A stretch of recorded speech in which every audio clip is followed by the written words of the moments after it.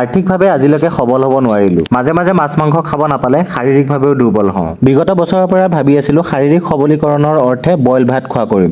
পিছে আজিকালিকে কেনিনো দিনবোৰ গৈছে গমকে পোৱা নাই। যিহেতুকে চৰকাৰেও তেল খাবলৈ মানা কৰিছে, সেইকাৰণে ভাবিছো অহা মাহৰ পৰা বইলে খাম। যিহেতুকে আজি মাংস খাম বুলি ভাবিলোৱে, সেইকাৰণে ওপৰাকটি বহিয়ে কুমলীয়া গৰম পানীটো খাই প্ৰেচাৰটো বনাই লগতে পাঠক চাৰৰ দৰৱ পালি অধৰ চেপত ভৰাই খলখলীয়াকে ওজনটো কমাই গা পা ধুই মাংস আনিবলৈ গ'লো। সৰুৰ পৰাই ছানগ্লাছ পিন্ধি অভ্যাস হ'ল যে আজিকালি নিপিন্ধিলে ৰ'দত ওলাবই নোৱাৰো।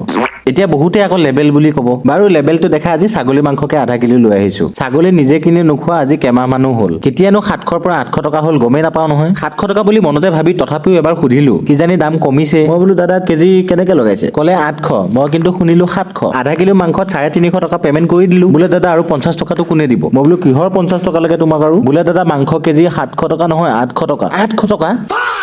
ওচৰতে দুজনী মহিলা ৰখি আছিল কাৰণে দিলো আৰু 50 টকাটো। নহলে মই 50 টকাৰ মাংসই ফিৰাই দি থৈ আহিলোহেঁতেন। বিশ্বাস কৰক ৰাইজ, মোৰ দ্বাৰা আৰু নিজে কিনি ছাগলী মাংস খোৱা নহ'ব চাগে আৰু মোৰ ৰুমত ভাত খাবলৈ আহি কোনোবা যদি ছাগলী মাংসৰে ভাত এসাঁজ খাম বুলি ভাবিছে, বাবা চৰি দেই, মই নোৱাৰিম দেই, মই হাত দাঙি দিছো আগতীয়াকে।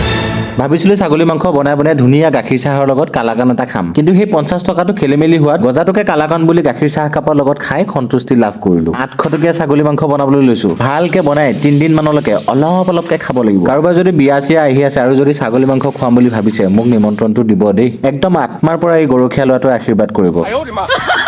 বাৰু প্ৰথমে আলুখিনি আধা ভাজা কৰি নমাই লৈছো। এতিয়া লেবেলটো দেখাবলৈ অলপমান ঘিউ দিলো, লগতে লং ইলাচি দালচেনি 2টা ডিপলিপ তেজপাত 3টা সুঠাম শুকনা জ্বালা কেইটামান গোটা জিৰা দি পিঁয়াজখিনি ৰঙচুৱাকে ভাজিবলৈ দিছো। পিঁয়াজখিনি অলপমান ৰঙচুৱা হোৱাৰ পিছতে আধা চামুচমান আকৌ আদা নহৰু পেষ্ট দি ভালকে লৰাই কেঁচা গোন্ধ যোৱাৰ পিছত মেৰিনেট কৰি থৈ দিয়া কেজি 800 টকীয়া ছাগলী মাংসখিনি দি ভালকে কেইবাবাৰো লৰাই হাই ফ্লেমত ঢাকনখন মাৰি অকমান সময় ভাজিবলৈ দিম। 15 মিনিটমান ভজাৰ পিছত এতিয়া জিৰা ধনিয়া নিমখ আৰু অলপমান গৰম মছলা গৰম পানীত ভালকে ঘুলি মাংসখিনি দি দিছো। লগতে 5-6টা মান হেৰি পুৰা কাঁচা ভজলো। আকৌ ভালকে লৰাই দিছো। আকৌ অলপমান সময় ভজাৰ পিছতে 8-10টা মান জালুক, 2টা ইলাচি, 2টা লং, অলপমান দালচেনি দাৰদাৰা পিচি দি দিছো। আনহাতে পয়া লগা কুকাৰটোত কলিতা চাউলকেইটাও পাতি দিলো। 45 মিনিটমান ভজাৰ পিছত কেজি 800 টকীয়া ছাগলী মাংসখিনিত এতিয়া সময় হৈছে ভকভকীয়া উতলা গৰম পানী দিয়াৰ। তাৰপিছতে ভাজি থোৱা আলুখিনি দি প্ৰেছাৰৰ ঢাকনখন মাৰি দিছো। এইডালৰ আকৌ হেণ্ডেলৰ গুৰিটো এনেকে টিপন এটা মাৰিলেহে হুইচেলটো ধৰে। বাৰু 2টা পয়া লগা কুকাৰৰ হুইচেলকেইটা মাৰাই ললো। ভাতৰটো এটা, ছাগলীটো 4টা। প্ৰেছাৰৰ ঢাকনি খোল খাই ভাবিলো লেলপা বেঙেনা কেইপিছো ভাজি লওঁ। বাংনা ভাজিটো আৰু গৰমে খায়ে ভাল লাগে দিয়কচোন। এইফালে বাংনা ভাজা হয়